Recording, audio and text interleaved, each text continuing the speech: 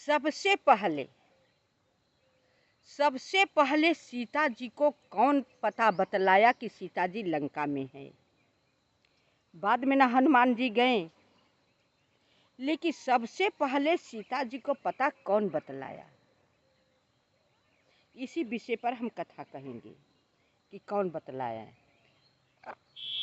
आप सब पूरी कथा सुनेंगे तो आपको समझ में आएगा कि सबसे पहले सीता जी को पता कौन हनुमान जी, जांबवंत जी, अंगद जी को पता बतलाया। तब हनुमान जी लंका में गए। पहले प्रभु श्री राम जी को हम नाम ले ले।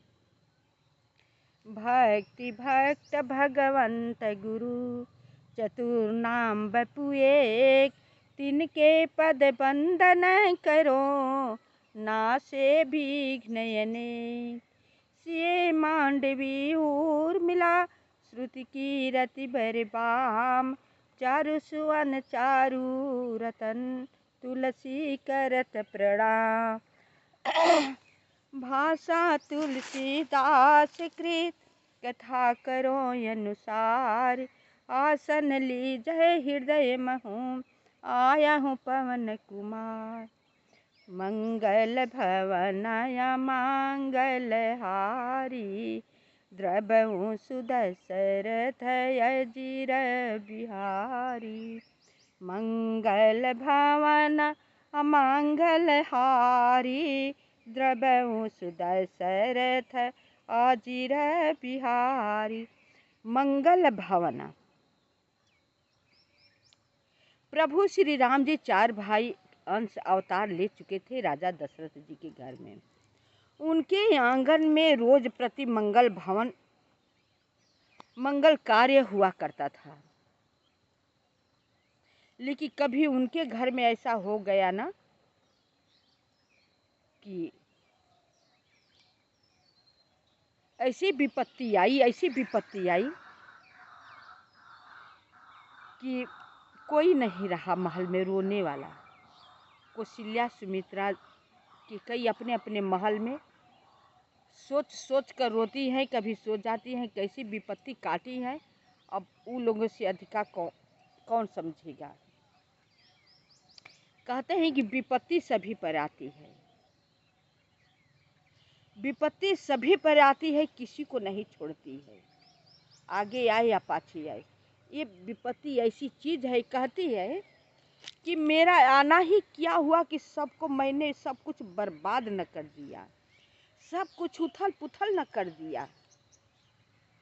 जो कि मेरे साथ हुआ है, सब कुछ खत्म हो गया, सब कुछ उथल पुथल हो गया। चाह करके हम अपने लोग कुछ नहीं कर पाए। उनका आगे किसी की चली नहीं, न कभी चली है न चलेगी। नहीं, जब स्वयं अपने ही झेले हैं।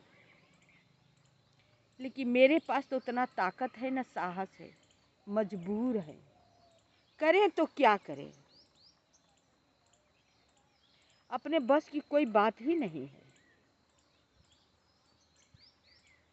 कब हंसे, कब रोए, कब सोए, कब जागे, कब खाए, कब न खाए, इसका कोई नियम ही नहीं है। कब कथा कह रहे हैं, कब हंस रहे, कब रोने लगेंगे, इसका कोई नहीं समझ में आता है कि इसका कोई समय है। नहीं, कोई समय नहीं है। इसी के नाम विपत्ति है। लेकिन धैर्यवान मनुष्य वही होता है जो विपत्ति में घबराता नहीं है।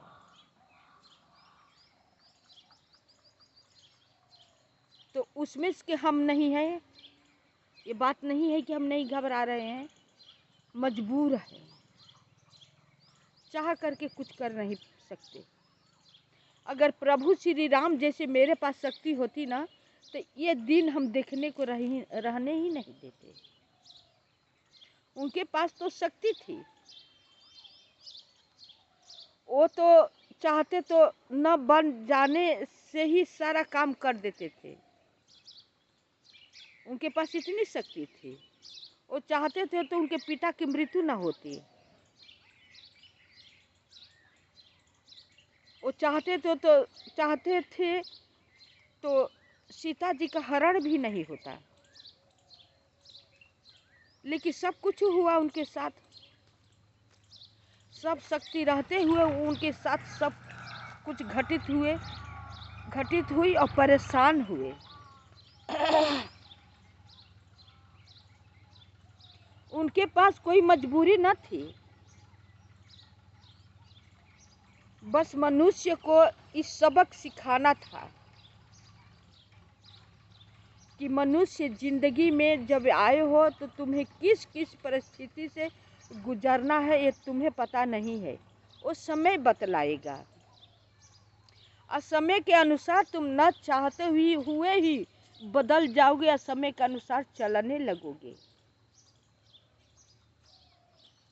कौन चाहता है कि हमें दुख मिले? कोई चाहता है? कोई नहीं चाहता है। कौन चाहता है कि हम रोएं? नहीं, कोई नहीं चाहता है। लेकिन तुम्हें चाहने या न चाहने से कोई फर्क पड़ने वाला नहीं है। जो होना है उसका समय निर्धारित है, होकर ही रहेगा। तू अपने आँखों से देखोगे, अपने शरीर से झेलोगे, अपने मन से रोओगे, लेकिन कुछ कर नहीं पाओगे।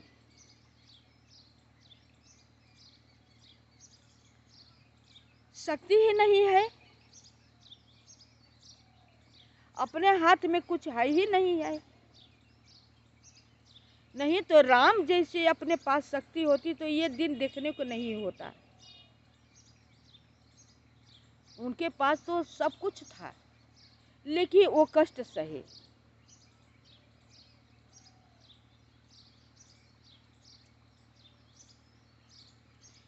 तभी तो पुरुषोत्तम राम कहलाए। हम लोग मनुष्य हैं ना, समझते हैं, जानते हैं, फिर भी इतना माया के जंजाल में जकड़े हुए हैं ना, न चाहते हुए रोने लगते हैं। जो कि गलत बात है, कुछ इससे होने वाला नहीं है, लेकिन फिर भी इंसान मजबूर है। करे तो क्या करे, इसके सिवा कुछ है ही नहीं है।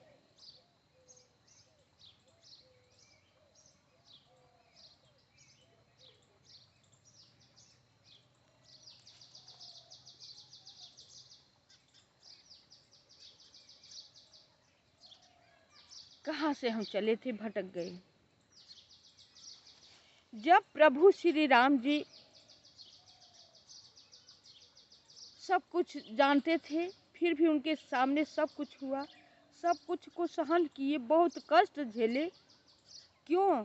दूसरों को सुख देने के लिए। अपने सुख की चिंता उन्हें न थी, दूसरों को सुख देने के लिए, मानव को सीख देने के लिए कि मनुष्य जिंदगी में तुम्हें नाना प्रकार की संकटें आएगा, संकट तुम्हें झेलना है और उसी के अनुसार चलना है। इसलिए उन्हें प्रभु श्री राम जी बहुत कष्ट झेले हैं।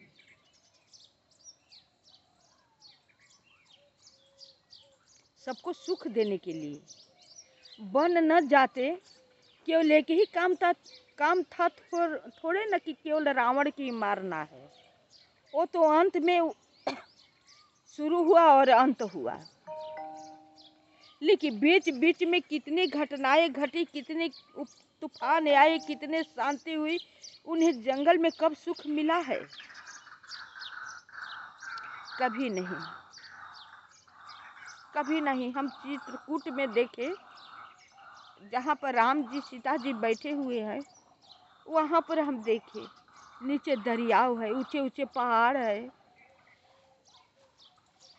वहीं पर बैठे हुए हैं। अब तो बहुत कट गए होंगे। वो समय कैसा होगा उस जंगल में। प्रभु श्री राम जी सीता जी को लेकर रह रहे हैं।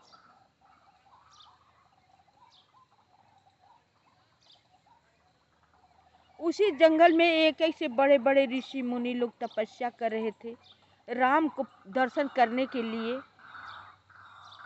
अगर बन न जाते तो राम का दर्शन कैसे होता। सबरी माता उसी जंगल में इंतजार क्या करती थी कब राम में आएंगे। इंतजार करते करते बिल्कुल बुढ़ी हो गई, लेकिन आस उन्होंने नहीं छोड़ा, क्योंकि गुरु कह गए हैं कि राम तुम्हारे घर ही एक दिन आएंगे। उसी इंतजार पर जीवित थी। अब प्रतिदिन इंतजार किया करती थी कि राम आएंगे। बहुत दिनों राम गए, ये नहीं कि बहुत जल्दी ऊंचाई और चले गए राम, लेकिन वो खोजते खोजते पूरी बुढ़ी हो गई, उसका पूरा उम्र बीत गया। लेकिन एक ही बात थी कि वो घबराई नहीं। हम लोग घबरा जाते हैं, वो घबराई नहीं।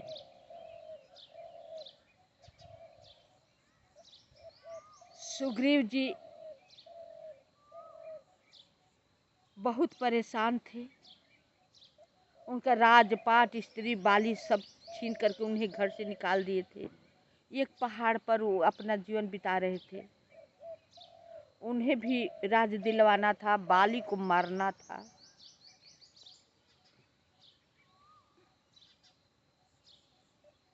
सबको दर्शन देना था। जंगल में बहुत कार्य किए हैं ना, केवल जंगल नहीं गए हैं, बहुत कार्य किए हैं। तो अगर घर रहते अयोध्या में अपना सुख ही करते तो वो सब कैसे करते।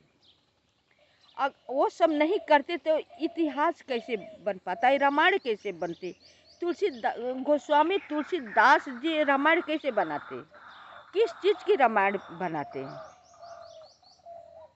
हम लोग बना है तभी तो पढ़ रहे हैं, पढ़ पढ़ करके जानते हैं, ज्ञान होता है कि राम प्रभु श्री राम जी ये काम किए हैं, यहाँ गए हैं, इस जंगल में गए हैं, इस मुनि को दर्शन दिए हैं, सबरी माता को दर्शन दिए हैं, सुग्रीव जी को से मित्रता की है। ये कैसे हम लोग को पता चलता है।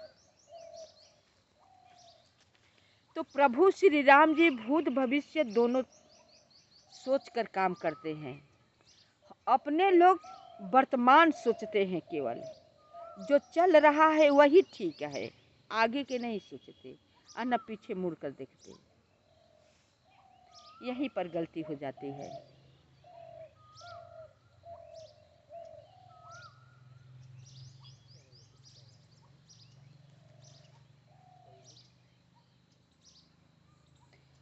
तो वहाँ पर सीता जी की हरण हो गया। सीता जी की अब बताइए, प्रभु श्री राम जी तीनों लोक का मालिक है, उन्हें सीता जी को खोजने की क्या जरूरत थी। उन्हें क्या पता न था, लेकिन नहीं, ऐसा काम नहीं किए। बिल्कुल अबला मनुष्य की तरह जंगल जंगल घूम रहे हैं, सीते सीते कहकर चिल्ला रहे हैं। पेड़ पौधे पशु पक्षी सबसे पूछ रहे हैं कि कोई तो मेरा सीता जी का पता बतला दे, मेरी सीता जी है कहाँ। सबसे पूछ रहे हैं, रो रहे हैं, सीता जी को ढूंढ रहे हैं। क्या उन्हें मालूम नहीं था? पहले ही से मालूम था। अगर मालूम न होता तो माया के सीता जी न बनाकर पंचवटी में रहते, असली सीता जी को यज्ञ में न दिए होते। असली सीता जी को ये गुप्त रहस्य लक्ष्मण जी को भी पता न चला। आराम जी किए, असली सीता जी को अग्नि को बुलाकर आवाहन करके बुलाया और कहा कि इस सीता जी को आप रखिए अपने पास, अब मैं नर लीला करना चाहता हूँ। माया का सीता जी लंका में गई है। रावण हर ले गया। रावण भी जानता था कि सीता जी सामान्य औरत नहीं है, जगत जननी, जगत की माता है। हरण करके तो ले गया, लेकिन उन्हें पहले प्रणाम किया है रावण। प्रणाम करके ले गया, बोला कि हे माँ, आपको मैं ले तो जा रहा हूँ, मेरी गलती अपराध को आप क्षमा करना, क्योंकि यदि आपको मैं न ले जाता तो लंका में सारे राक्षस भरे पड़े हैं, वहाँ पर राम नहीं पहुँचेंगे। आप ही के बहाने राम वहाँ जाएंगे लंका में, तो सारे निशाचरों को मारेंगे और सबकी सदगति बन जाएगी और मेरी भी सदगति बन जाएगी। रावण अगाध पंडित था, वो सीता जी को क्यों हरण करेगा? लेकिन ये कार्य किया जानबूझ करके, अपने तरन तारण करने के लिए। केवल अपने ही नहीं, अपने पूरे लंका को तारण तारण करने के लिए ले गया। किसी से नहीं बताया। राम जी भी किसी न किसी बहाने उन्हें लंका में जाना ही जाना है। सीता जी ना जाती तो कैसे जाते, ये भी तो बात है।